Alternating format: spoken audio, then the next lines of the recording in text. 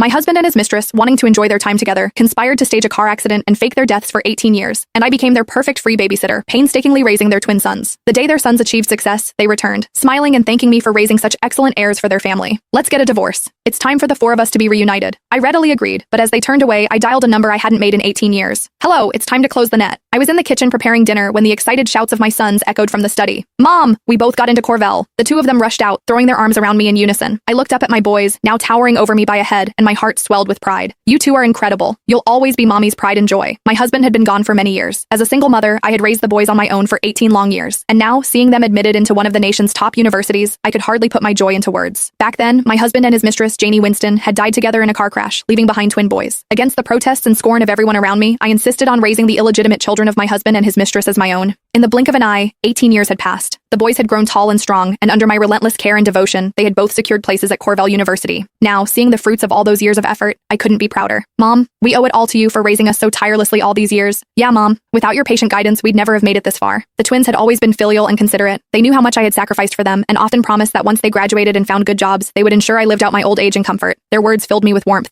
And then I remembered, 2 days from now would be their birthday. In previous years, I had always booked a private dining room at a hotel for their celebrations. But this year I thought, why not combine their birthday party with a banquet to celebrate their admission? It would be lively, joyful, and memorable. I went ahead and reserved a grand hall at the finest restaurant in the city. At the same time, I shared the news of their admission in the family group chat. The moment the message went out, the notifications exploded. 99 plus in an instant. Sammy and Scott really did us proud. If only Jeremy knew how accomplished his two sons have become. He could finally rest in peace. I skimmed through the messages, then sent the banquet location to the group. With everything arranged, I silenced my phone, set it aside, and quietly waited for the day of their birthday banquet to arrive. The birthday banquet was set for 10 o'clock in the morning, 2 days later. That day, I arrived at the restaurant early. I went over the menu and the event program again and again, determined that not a single detail be overlooked. Most of the guests were from the Grant family. None of my own relatives came. Back then, when I defied everyone's objections and insisted on raising the twin sons of my husband, Jeremy Grant, and his mistress, Janie Winston, my parents had been so furious they nearly collapsed from rage. Even after all these years, they still couldn't understand why I had thrown away a good life just to suffer and raise another woman's children. Supported by relatives, my in-laws entered the hall. They went straight to the main seats and sat down. My husband's elder brother and younger sister, along with their families, filled the seats at either side. The main table was set for 8. Surrounded by relatives, my two sons were pressed close on either side, leaving no place at all for me. Allison, what are you standing there for? Serve Mom and Dad some tea. Lillian picked up a handful of chips and shot me a glance. She was my husband's younger sister. Her own marriage had been miserable, abused by her husband and scorned for failing to bear a son. But last year, at 40, she finally managed to give birth to one. Now, with a boy in her arms, her back had straightened, her tone sharpened, and her arrogance swelled. My two sons tried to rise and help me, but their grandparents pressed them back down. My sweet darling grandsons, sit with Grandma, talk with me. Look at these two fine young men, so tall, so handsome. They look just like their father.